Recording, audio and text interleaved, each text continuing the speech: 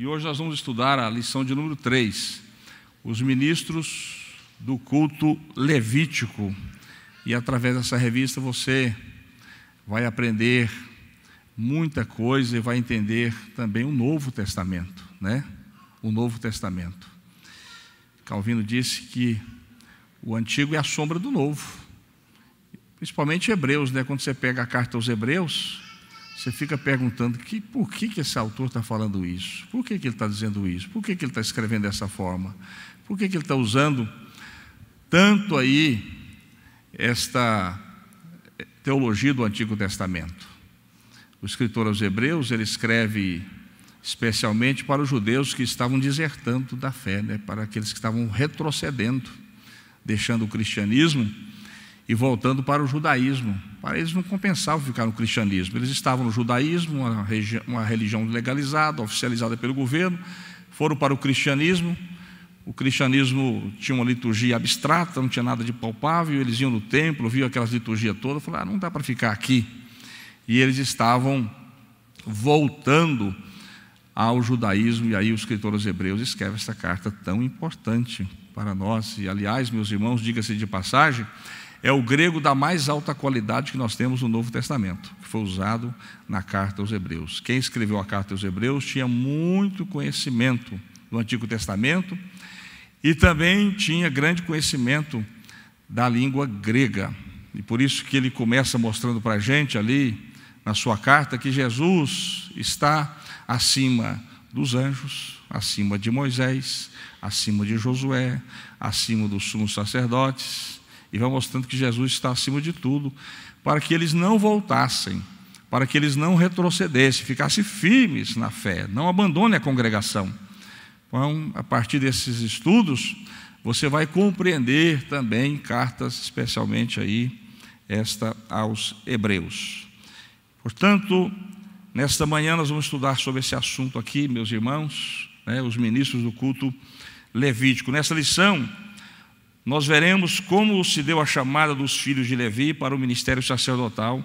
Entre outras perguntas, responderemos a estas: quem eram os levitas? E por que a sua chamada foi necessária? Veremos ainda como eles deveriam exercer o seu ofício. A semelhança dos levitas, nós também fomos chamados a trabalhar na expansão do reino de Deus. Nesse sentido, atuamos como nação santa, profética e sacerdotal, proclamando o Evangelho e intercedendo tanto pelos crentes quanto pelos que ainda não creem. Então, a chamada do Senhor ainda continua, né, para aqueles que se dispõem a estar na presença do Senhor. Jacó teve uma esposa chamada Leia, ela teve 4 filhos assim em sequência, né? Rúben, que significa ver, depois ela teve Simeão, que significa ouvir, depois ela teve Levi, que significa ligar, porque ela disse, agora meu marido se ligou a mim para valer. Terceiro filho, já demonstrei para ele a fecundidade, né? A fertilidade do meu ventre, e agora ele se ligou a mim para valer.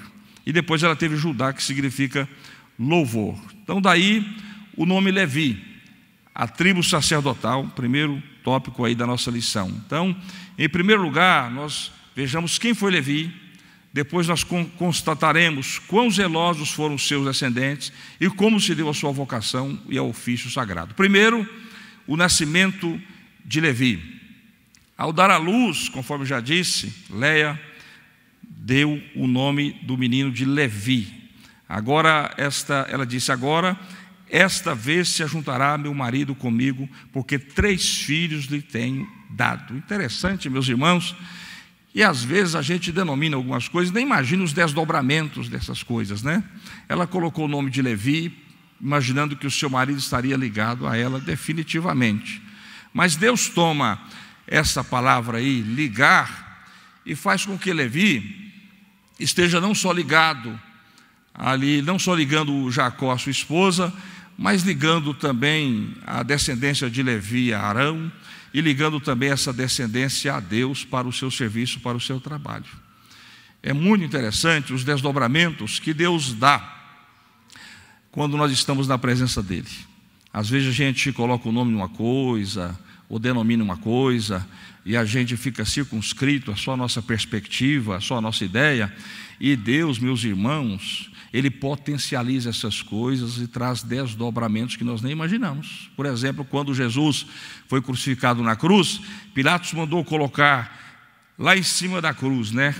Jesus, Rei dos Judeus. Os judeus ficaram indignados. Tira isso daí. Nós não temos um rei como este, né? Um peregrino desse como o nosso rei. Pilatos disse: o que escrevi, escrevi. Deixa aí. Quando Jesus foi levantado naquela cruz, no meio daqueles dois ladrões, um deles olhou para a cruz de Jesus: Jesus, Rei dos Judeus. Se esse homem é rei, ele tem reino, porque não existe rei sem reino. Todo rei tem um reino. Senhor, se tu é rei e tem um reino, quando tu entrares no teu reino, leva-me contigo também. Olha só, meus irmãos, Jesus disse: hoje mesmo tu estarás comigo no paraíso, no meu reino. Lia nem imaginava que o nome Levi teria esse desdobramento, né? Teria essa perspectiva, e Deus fez com que esta tribo fosse ligada ao serviço espiritual, ao serviço sacerdotal, litúrgico do Antigo Testamento, fosse ligado aí a Arão e fosse ligado também a Deus. Portanto, meus irmãos, vamos observar aí Números, sua Bíblia está nas suas mãos, capítulo 18, versículo 2. Números, capítulo 18, versículo 2. O texto diz assim: também farás chegar contigo os teus irmãos, a tribo de Levi, a tribo de teu pai, para que se ajuntem a ti e te sirvam, quando tu e teus filhos contigo estiverdes perante a tenda do testemunho. Daí, meus irmãos, surgiram os levitas, né? Hoje o pessoal fala assim: eu sou levita. Mas a gente vai ver aqui que essa perspectiva de levitismo no Novo Testamento não tem essa conotação que o pessoal imagina, né? Só porque canta, porque louva, é levita, né? Porque no Antigo Testamento os levitas, eles desmanchavam, desmontavam o tabernáculo, montavam de novo, cuidavam de tudo, da porta, né? Lavavam os banheiros ali, com certeza, né? Cuidavam de toda a limpeza do lugar. Era uma espécie de diáconos e participavam do louvor também. Então hoje levita é só aquele que sobe do chão, né? Não tem hoje levitismo.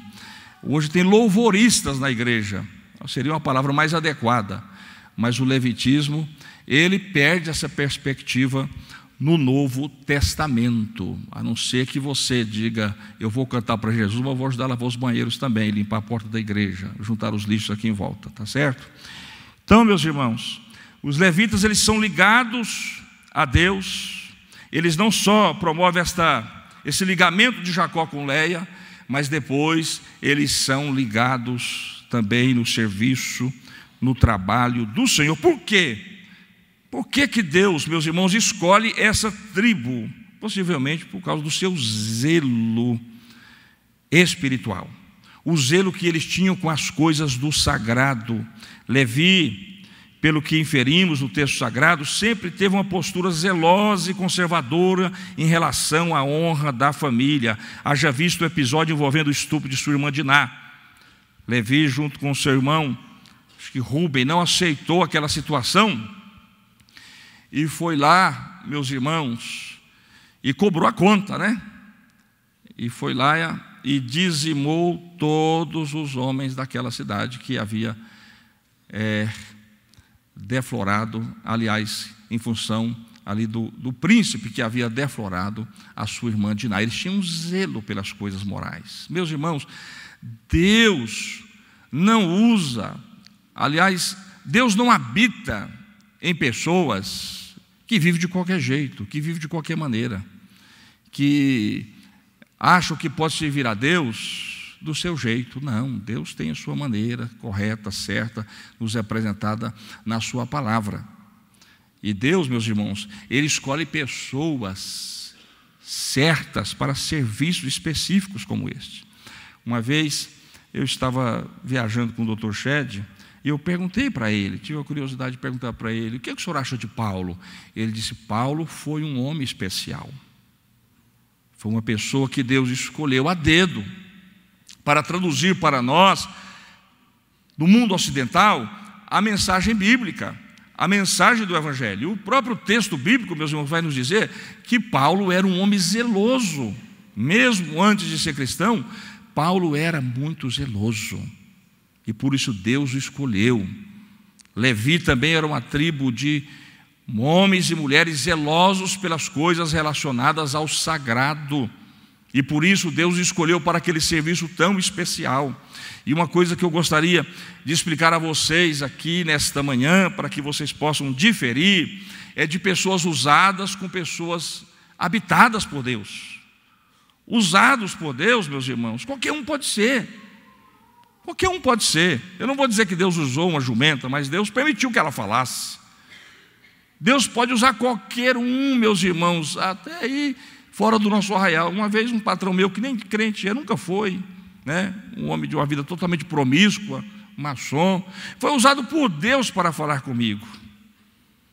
E você precisa diferir isso. Uma coisa é ser usado por Deus, outra coisa é ser habitado por Deus.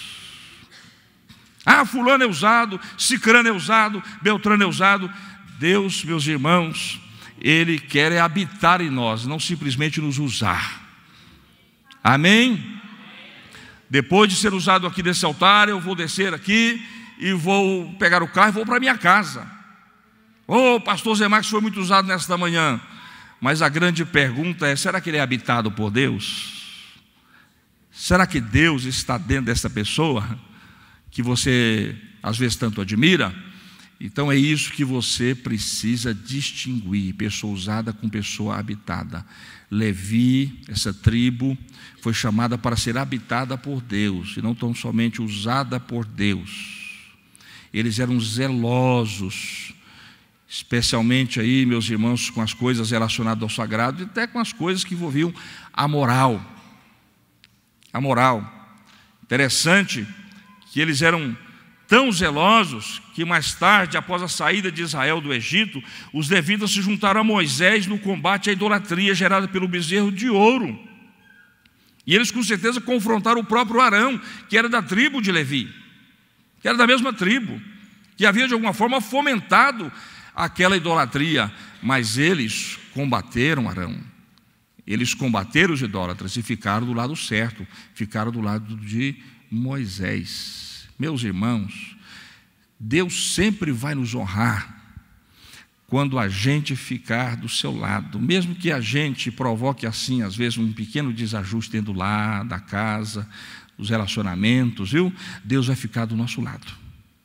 Tem gente muito preocupada com a boa política dentro de casa e, em função disso, está passando a mão em cima de muito erro de filhos, de parentes, de pessoas que estão perto dela. Mas Deus esta manhã fala contigo, viu? Não faça isso em nome da boa política do relacionamento. Fique do lado de Deus, porque Deus vai te honrar. Moisés teve um problema sério no início do seu ministério, quando Deus o fechou e disse: você circuncida os seus filhos ou você morre. Porque afinal eu não quero só você, eu quero toda a sua linhagem, eu quero toda a sua geração. E ele gritou com a sua esposa: mulher, pelo amor de Deus, circuncida esses meninos logo. E ela disse: marido sanguinário. Cortou lá, né, os meninos, jogou o prepúcio lá na frente, disse: marido sanguinário. Ele teve um probleminha pequeno ali de relacionamento com a sua esposa, mas ele manteve o compromisso com Deus. Tem muita gente que, em nome da boa política de relacionamento, às vezes até dentro de casa, abre mão de princípios, abre mão de convicções, abre mão da própria palavra de Deus. Não denuncia o pecado do filho, não denuncia o pecado da esposa, do esposo, da família. Deus não usa e nem vai habitar esse tipo de pessoa. Deus vai usar e habitar na vida daqueles que são zelosos. Amém, meus irmãos? Se é assim que nós vamos caminhar. Porque é assim que Deus vai nos honrar, mesmo que isso corte na nossa própria carne. Aí Deus nos honra. Aí Deus nos honra. Me faz lembrar aqui do pastor Guido, pastor de uma enorme igreja ali em Anápolis, no campo de Ministério de Anápolis, Assembleia de Deus, né? Com mais de 2.000 membros. no bairro da Alexandria. Ele disse para o filho dele: meu filho, não marque o seu casamento no dia da ceia, porque se você marcar o casamento no dia da ceia, seu pai não vai participar. Olha a data certinha. E ele não vigiou, não ficou atento e marcou o casamento, era bem para frente, caiu bem no dia da ceia. Pastor Guido, assim, aquele tipo de camarada que corta bem retinho, né? Ele falou: eu não vou no seu casamento, eu vou chegar mais tarde, mas eu vou na ceia primeiro. Ah, mas falaram demais dele. Pai desnaturado, né? Pai sem consideração. Que pai é esse? E ele foi para a ceia, depois da ceia ele foi para o casamento. Estava quase terminando, ele chegou lá. E naquela semana, ele foi numa fazenda levar ceia para os irmãos. E quando, meus irmãos, eles encheram os cálices, todos ali em volta daquela mesa para tomar a ceia, ele com o olho fechado foi orar e de repente ele percebeu que alguma coisa estava molhada assim nele, estava molhando. A camisa dele já estava molhada aqui e já estava uma poça assim de suco nos pés dele e não parava de derramar o cálice dele, derramando sem parar, derramando. E Deus tomou aquela irmã tão simples daquela fazenda e foi até ele e disse: meu filho, enquanto você estiver honrando a mim e me colocando em primeiro lugar, eu vou estar te abençoando. Aleluia! Meus irmãos, sabe por que Deus tem deixado de abençoar muita gente? A mim, a você, a tantos outros? Porque a gente às vezes tem conduzido a obra de Deus e as coisas relacionadas ao sagrado de qualquer jeito, sem zelo, sem cuidado com as coisas do Senhor. Tenha cuidado com as coisas de Deus, tenha zelo com as coisas de Deus, leve as coisas de Deus a sério, que Deus vai abençoar a sua vida, Deus vai abençoar a sua casa, Deus vai abençoar a sua família também. Amém? E a vocação sacerdotal dos levitas? Não foi, meus irmãos, sem motivo que o Senhor escolheu a tribo de Levi como berço de Moisés e Arão. De um lar piedoso saíram homens e mulheres de comprovada piedade. Aliás, tinha o Senhor uma aliança particular com Levi e a sua descendência. Irmãos, desse lar que saiu homens e mulheres piedosos. Fizeram uma pesquisa nos Estados Unidos, depois de muitos anos que Jonathan Edwards havia morrido, e fizeram a pesquisa da família dele, dos seus descendentes. E fizeram a pesquisa também de um bandido, de um mau caráter que morava vizinho a ele. Jonathan Edwards, para quem não sabe, foi um dos maiores teólogos de toda a história do cristianismo. Talvez ele esteja entre aí os 10 maiores teólogos da história cristã. E ele fizeram aquela pesquisa, meus irmãos, um homem extremamente piedoso. Tão piedoso, meus irmãos. Interessante que a sua filha cuidou de David Brainerd nas suas últimas semanas de vida. David Brainerd é o homem que se converteu com 21 anos, morreu com 28 e que mais pode nos ensinar acerca de missões. O homem que evangelizou os Cherokees, pele vermelha, nos Estados Unidos, embrenhado no meio daquelas matas, cuspindo sangue em função da sua tuberculose e dizendo: o sofrimento tem me desmamado da terra e tem me feito o céu mais doce e almejado. A filha de David Brainerd, a filha de Jonathan Edwards, namorava com David Brainerd e ela cuidou dele nas suas últimas semanas e depois, não sei se foi 1 ou 2 meses, ela morreu com o mesmo problema. Dedicou-se tanto ao seu pretenso esposo que morreu com a sua mesma doença. E Jonathan Edwards era um homem que orava 2 horas em cima de um cavalo. Diz que ele gostava de orar em cima de um cavalo, caminhando. A sua esposa tinha um quartinho de oração. A história nos conta que um dia ele chegou dentro de casa, quando entrou dentro do quarto de oração que ela estava levitando. Realmente ele era levita mesmo, ela estava levitando 80 centímetros do chão. E fizeram, depois de longos anos que ela havia morrido, depois de muitos anos que ela havia morrido, uma pesquisa de todos os seus descendentes. E quase todos foram missionários, senadores da República, gente de importância, de influência na sociedade. e a pesquisa que fizeram daquele seu vizinho mau caráter, meus irmãos, foi um desastre, uma tragédia. Quase todos se tornaram bandidos e mau caráteres. De dentro, meus irmãos, dessa tribo aqui vocacionada por Deus, Deus levantou Moisés, Deus levantou Arão, Deus levantou Eleazar, Deus levantou Samuel. Esses dias alguém quis fazer uma pegadinha comigo, disse: pastor, mas Samuel não é levita, como é que Deus escolheu Samuel para ser sumo sacerdote sem ser levita? Realmente o texto de 1 Samuel capítulo 1, versículo 1, diz que Elcana veio lá da região de Efraim. Aí alguns dizem Samuel era efraimita. Mas quando você pega 1 Crônicas, capítulo 6, versículo 18 a 23, você vai perceber que Samuel está relacionado entre os filhos de Coate.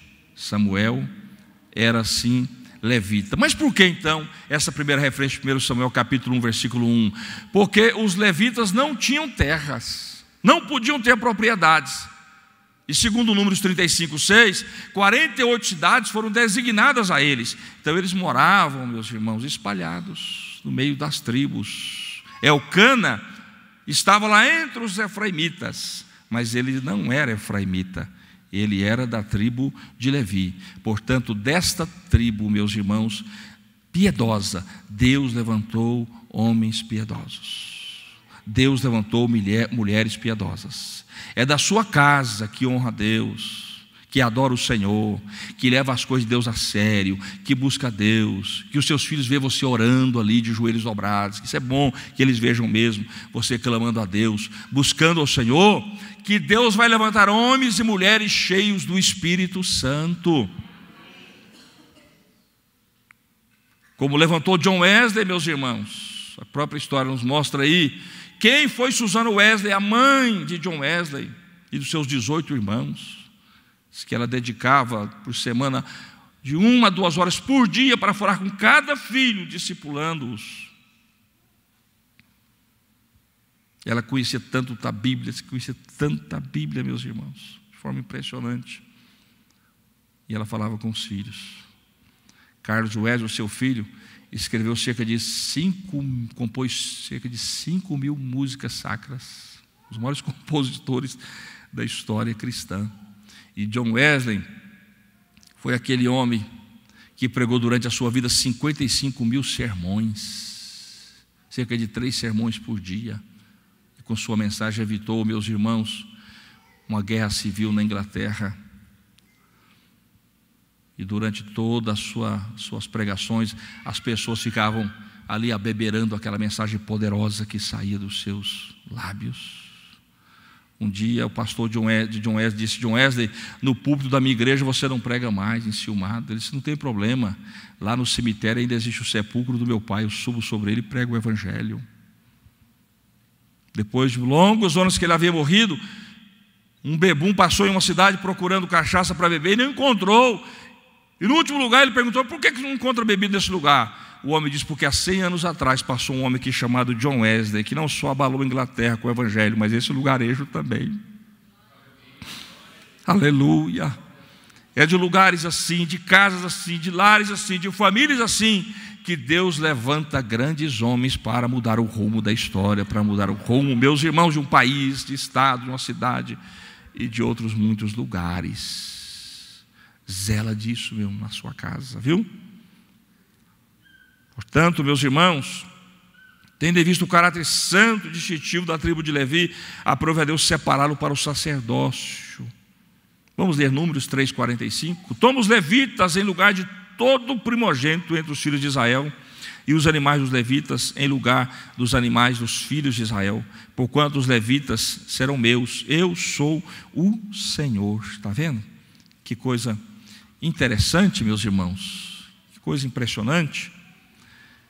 Deus separou os levitas para substituir os primogênitos, porque todos os primogênitos, a partir ali daquele êxodo, teriam que ser entregues a Deus. Agora os levitas substituem os primogênitos, todos os levitas eram do Senhor. E o texto vai dizer, meus irmãos, que esses levitas foram dados por Deus como presentes. Eis que tenho eu tomado os levitas do meio dos filhos de Israel, em lugar de todo o primogênito que abre a madre entre os filhos de Israel, os levitas serão meus. O 45 nós acabamos de ler, não fala que eles foram dados como presentes, mas tem um texto aí de Números. Vamos ler Números 18, 6, eu acho que é esse texto. Números capítulo 18, versículo 6. O texto diz assim: eis que tomei vossos irmãos, os levitas, do meio dos filhos de Israel, são dados a vós outros para o Senhor, para servir na tenda da congregação. Está vendo? Deus deu esses levitas como presentes ao povo de Israel. Deus chamou Arão e disse: olha, os levitas agora vão te ajudar na liturgia, no culto, na adoração, na ministração. Interessante, meus irmãos, que lá em Efésios capítulo 4, versículo 8 a 12, Paulo vai dizer que Jesus subiu. Vamos ler lá, irmãos, Efésios capítulo 4, vamos ler lá. Esse texto, ele tem uma ligação muito grande com isso aqui, ó. Efésios capítulo 4, do versículo 8 ao 12.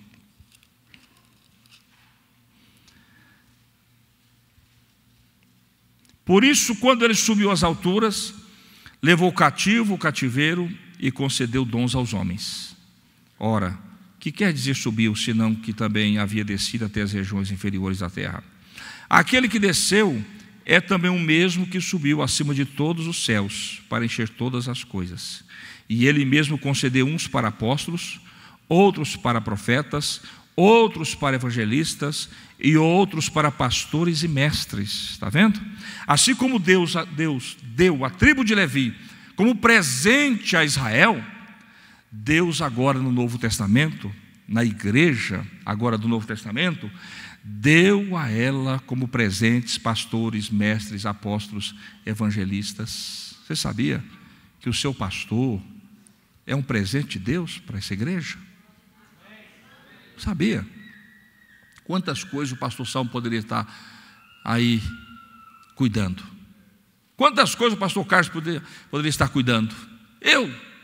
Quantas coisas eu poderia estar fazendo, irmãos? Você, muitos obreiros do Senhor. Mas Deus falou assim: não, você foi escolhido para ser presente na minha obra, para abençoar a vida daqueles que vão estar na minha casa. Você que louva a Deus aqui, ó, é presente de Deus para essa igreja.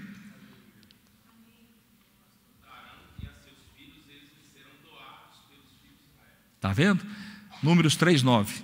Eles serão doados. Deus vai dar os levitas como presentes. Irmãos, quantos presentes Deus tem dado à igreja, não é verdade? Quantos homens de Deus têm passado aqui e ministrado e você tem recebido bênçãos, né? Quantas pessoas aí têm ministrado na sua vida, na sua caminhada, que cuidou de você, que te discipulou, que deu um exemplo maravilhoso para você, que deu um testemunho do Senhor para você. Sabe o que é isso? Presente de Deus para a sua vida, presente de Deus para a sua igreja. Por isso que a igreja precisa valorizar os ministros, aqueles que louvam, que adoram, que pregam. Por quê? Porque são presentes de Deus. Amém, meus irmãos? São presentes de Deus. Presentes de Deus. Meus irmãos, isso é muito sério, muito sério. E aí você fica olhando para uma vida de um homem como William Barclay, né? Um homem que com 15 anos recebeu uma chamada tão poderosa de Deus, quando naquela época só havia 734 milhões de pessoas no mundo, 174 milhões, me parece, de muçulmanos, 200 e poucos milhões de cristãos, o resto todos pagãos e ateus. E a sua igreja tão parada, quieta, ele disse: eu quero ir evangelizar, eu quero ir para a missão. E ele se dispôs a ir para a Índia para nunca mais voltar. Que coisa impressionante! Para nunca mais voltar. Traduziu a Bíblia para vários 63 idiomas, pedaços da Bíblia para 63 idiomas, para o bengali. Construiu a gramática ali para os indianos. Confrontou uma cultura chamada Suti, que quando o marido morria, a mulher tinha que ser sepultada viva junto com ele. E ele barrou muitos funerais, muitos féretros, abriu mão da sua nacionalidade inglesa para se tornar dinamarquês, porque os dinamarqueses não podiam ser julgados e presos, para confrontar aquela cultura até aboli-la. Plantou a igreja naquele lugar, ganhou muitas almas, e na sua morte levantaram a bandeira e disseram aos indianos: esse homem fez mais pelo nosso país do que a Inglaterra. Presente de Deus, aleluia. Eu sinto a presença de Deus aqui nesta manhã, meus irmãos, porque tem muita gente que é chamada ao ministério, que vai ter que abrir mão de muita coisa, porque é chamado para ser presente de Deus para a igreja. Eu enfrentei uma situação tão séria dentro da minha casa, meus irmãos, eu nunca imaginava passar por uma situação dessa. Nunca imaginei que eu ia passar por uma situação daquela. Eu tinha decidido deixar tudo, o ministério, ir embora para Minasul, ali onde a gente tem uma propriedade. Eu vou deixar tudo, bora, igreja, bora. Meus irmãos, Deus permitiu uma legião de demônios entrar na minha casa, e me perturbar durante 60 dias, especialmente a minha filha. Durante 60 dias, irmãos, eu lutando com o demônio dentro da minha casa. E Deus falou: você entra, do que eu quero, ou vai ficar assim. Eu fui para o jejum, fui para a oração, passei noite desafio acordado, dormia de joelho, acordava de joelho, estava de joelho, perdi não, orando a noite inteira, jejuando 2 dias direto, 2 dias, 3 dias, e minha filha gritando na casa: ai, fogo, e gritando e vendo demônio na casa toda. Um dia nós pegamos o carro para sair da nossa casa, teve uns 3 dias nós tínhamos que ir fora de casa, pegamos o carro e saímos correndo para a casa do meu filho, vamos embora. E quando eu saí, tirei o carro da garagem: ai, pai, tem quarto no portão. E saí com o carro, irmãos, e não adiantou nada, porque ela gritava: eles vêm tudo aí atrás, e os demônios vinham no vidro do carro, e ela batia a mão no vidro, batia no para-brisa. 60 dias, meus irmãos, Deus trabalhou minha vida como nunca nesses 32 anos de fé que eu tenho. Mas Deus falou comigo: ai de ti, se tu descer do altar, se tu deixares a minha obra, se tu deixar de pastorear, abrir mão de tudo, não quer saber de nada, tudo que coisinha pecadista, nada. Meus irmãos, eu andei fechando tudo quanto é brecha na minha vida, não quero saber de nada. Meu negócio agora é Cristo, é Jesus, é a sua obra. Deus mandou contar isso aqui, pastor. Eu não ia contar isso aqui não, mas Deus está mandando eu contar, porque tem gente que às vezes fica brincando com as coisas de Deus, brincando com o sagrado. Não queira passar o que eu passei não, viu? Porque você foi chamado para ser presente de Deus aqui, ó, nesta igreja. Você foi chamado como presente de Deus para o ministério. Leve isso a sério. Deus te chamou, não abre mão de você. Fica firme aí, porque Deus vai te abençoar. Mas você foi chamado para ser presente de Deus. Aleluia. Você crê nessa palavra, irmão?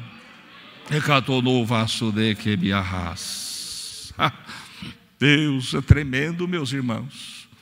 Deus é tremendo. Deus é tremendo. Se eu der só uma pincelada aqui por cima, nem pretendo contar esse testemunho todo do que eu passei. Foram dias de angústia que eu pensava que a minha esposa, que a gente não ia voltar à rotina mais. Não ia voltar à rotina mais. Mas Deus falou assim: é aqui que eu te quero.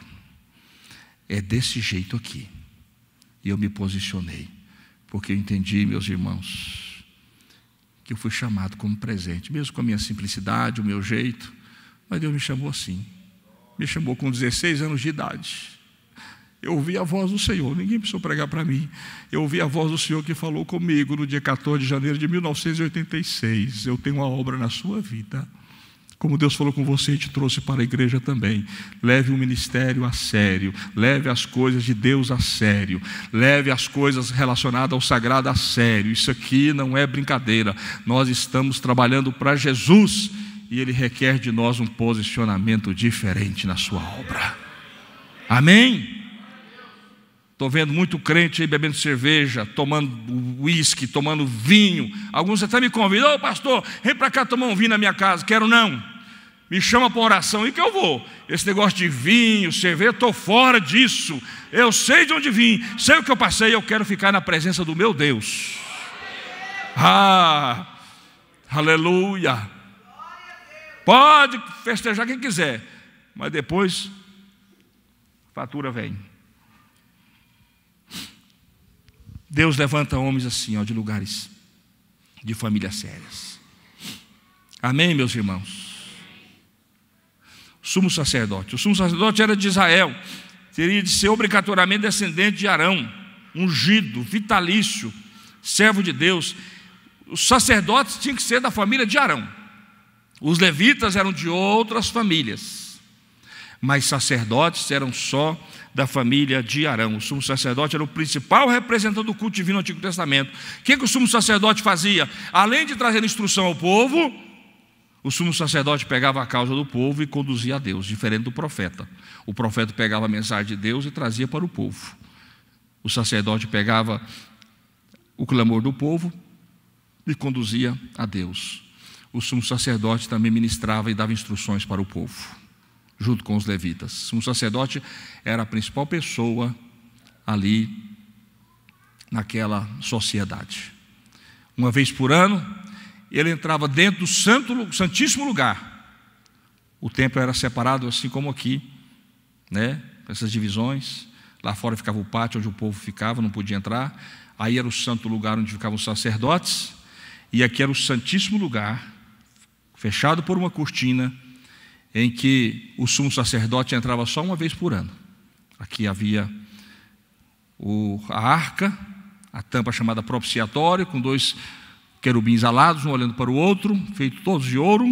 Uma vez por ano, o sumo sacerdote entrava aqui dentro, essa cortina, e derramava sangue em cima do propiciatório. Por isso que o texto de Romanos diz que Cristo fez propiciação. O que faz quando Cristo fez propiciação? Ele aplacou a ira de Deus sobre nós com o seu sangue. O sangue derramado sobre a tampa da arca fazia propiciação, aplacava a ira de Deus.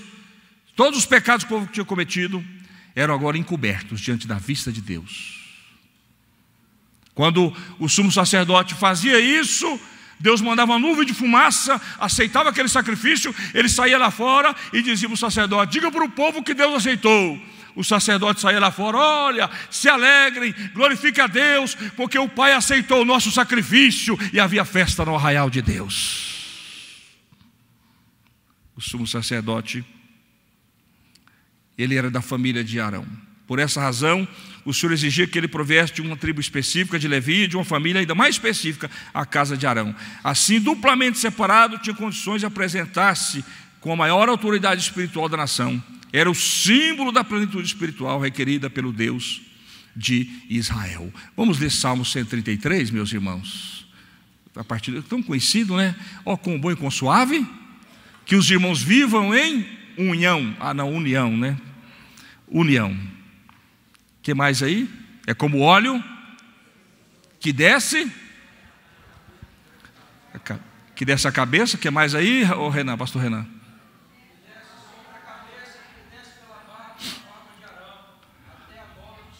Até a gola de suas vestes. Olha que coisa interessante.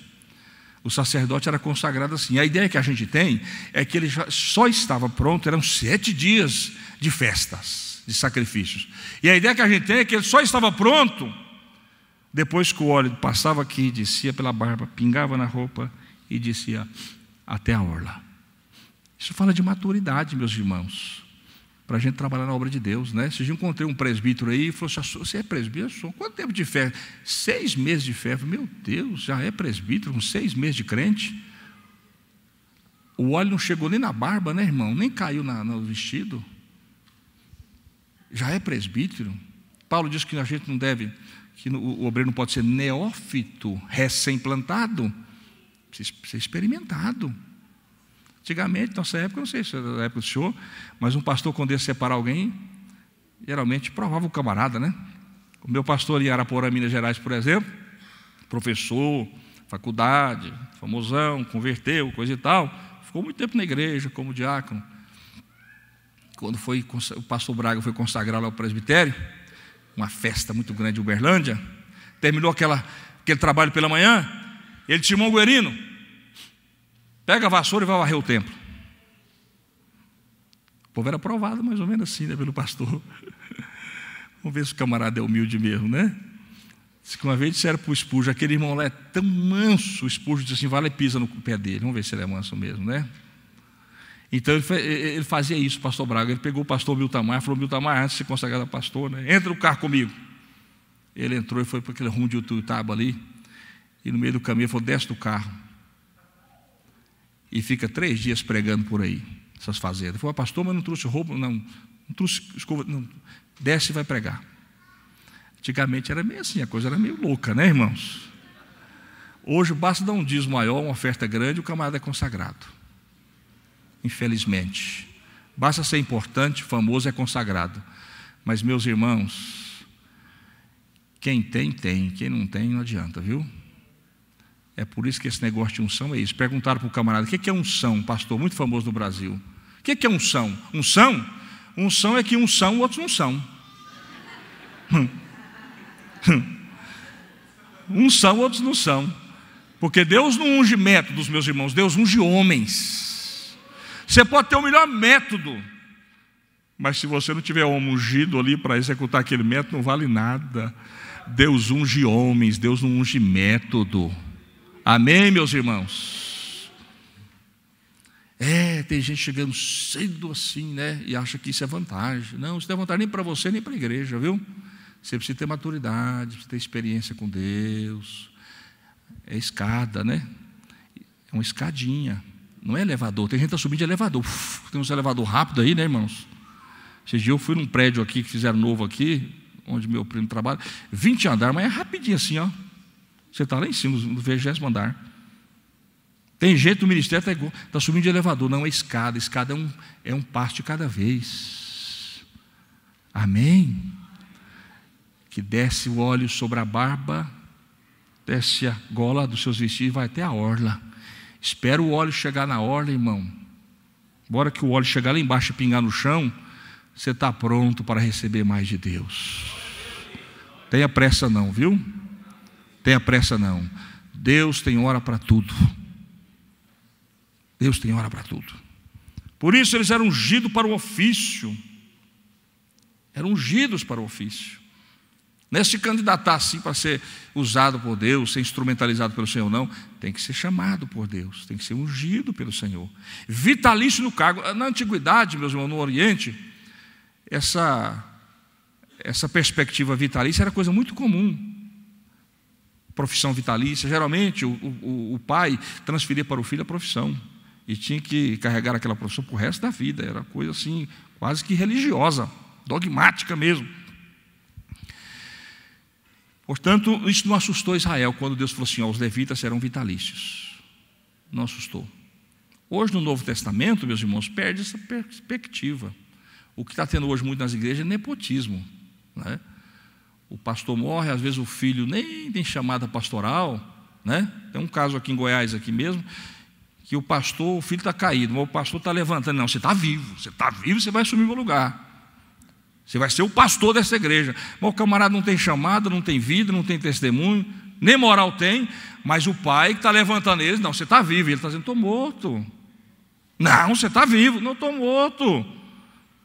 Meus irmãos, ministério não é nepotismo, igreja na familiocracia. Igreja é gente que Deus chama, que Deus coloca, que Deus unge, que Deus escolhe e coloca no devido lugar. Amém, irmãos? É assim que Deus faz. Tem gente que não tem chamada nenhuma. Às vezes não dá certo, como pedreiro, como taxista, como guarda. Não, vou ser pastor. Não, meus irmãos. Geralmente quando eu chamo, não chamo nem gente aí que está à toa, que está com preguiça, ou que está sem trabalho. Deus chama gente ocupada. E às vezes, meus irmãos, a chamada geralmente é assim: o camarada tem uma proposta bem melhor do que está aqui. E Deus arranca ele de lá e diz: você vai ficar aqui. a minha obra. Depois eu vou te pagar, porque Deus, Ele paga a conta e deixa o troco, viu? Deus não contrai dívida com ninguém. Deus abençoa. Mas geralmente a pessoa tem uma proposta melhor lá fora e Deus traz e coloca ele aqui. Eu fico impressionado com um homem no Brasil que traduziu grandes obras literárias. Ele é inglês, filho do dono da Spitfire. Spitfire é que fabrica aviões para o exército da Inglaterra. Filho de um bilionário. Você sabe o que é esse filho do dono da Spitfire? Esqueci o nome dele. Acho que é Gordon Show. Não vai por esse nome não, mas tem um negócio assim. Ele escreveu um livro, traduziu grandes obras. Ele mora, acho que aqui em Campinas. Aceitou Jesus, foi expulso de casa na mesma hora pelo pai. Na mesma hora veio para o Brasil. Aqui ele trabalha como teólogo, tradutor de obras de inglês para o português. Depois de 30 anos de casado, pegou sua esposa, vamos visitar meu pai. Eu acho que agora meu pai vai nos receber. Quando chegou na Inglaterra, levou outra portada na cara. E veio embora, está aqui vivendo uma vida simples e humilde em Campinas, se comparada à vida nababesca que seu pai deve ter. Geralmente, meus irmãos, o preço é muito alto para o ministério. Deus chama a gente que tem propostas até maiores lá fora, mas Deus chama a gente para honrar aqui, ó. Aleluia! Deus chama a gente para abençoar. Deus te chamou para honra, para te abençoar, viu? Para fazer de você um instrumento na mão dele, como fez dos levitas no Antigo Testamento. Não me leva a mal aí do termo não, que eu brinquei com vocês, viu? Mas seria tão bom se a gente usasse a palavra louvoristas, tá bom? Amém? Então que Deus abençoe os irmãos, meu tempo já foi embora. E que o Espírito de Deus ministre melhor nos vossos corações. Feche os seus olhos nesta hora, curve a sua cabeça. Aleluia, Jesus. Senhor, eu te louvo por esta manhã. Que o teu Espírito esteve aqui nos ensinando acerca dessas verdades.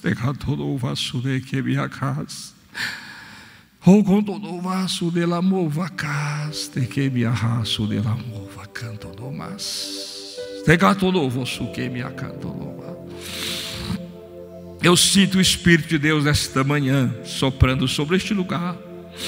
Eu sinto o Espírito de Deus visitando corações aqui nesta manhã. Eu sinto o Espírito de Deus aqui renovando nesta manhã alianças, compromissos. Eu sinto a presença do Espírito de Deus aqui nesta manhã trabalhando nas nossas vidas. Ó Espírito de Deus, aleluia. Espírito Santo, nosso companheiro, nosso paráclito, nosso consolador, nosso ajudador, nosso Simão Sirineu que nos ajuda a conduzir, a levar a cruz. Visita vidas aqui que são chamadas pelo Senhor. Visita aqui obreiros, visita aqui homens e mulheres que são convocados pelo Senhor para estar ministrando, para estar trabalhando, para estar, ó Deus, sendo instrumentalizados na tua obra, na tua presença nesta manhã. E renova, Senhor, a alegria, o ânimo, renova a força e o desejo, Senhor, pela santidade, pela vida separada, consagrada, pela vida de oração, pela vida de jejuns e disciplinas espirituais. Senhor, desperta vidas aqui, porque há vidas aqui preciosas para o Senhor, para o santo ministério. Há vidas aqui, meu Deus, com dons e talentos especiais dados pelo Senhor para trabalharem, meu Pai querido, na tua obra. E que o Senhor possa, meu Deus, nesta manhã despertá-los ainda mais, renová-los ainda mais, meu Pai querido, pela tua infinita graça e misericórdia, meu Deus. Oh, meu Deus, eu sinto a tua presença. Eu sinto a tua presença aqui nesta manhã. Ah, Espírito renovador, começa agora a renovar. E raplavaço de que me ouva canto no manarras. Jesus Cristo batizador, visita aqui. Ah, tem gente com o coração que quase explodindo e com medo de dar glória a Deus. Glorifique o seu Senhor nesta manhã. Exalte o seu Senhor nesta manhã. Abra a sua boca e glorifique o nome de Jesus nesta manhã. Eu sinto a presença de Deus está aqui. O Espírito Santo está soprando neste lugar. Oh, Espírito de Deus, Espírito Santo, aleluia. Espírito de Deus, que coisa gostosa, Jesus, que coisa gloriosa, Jesus.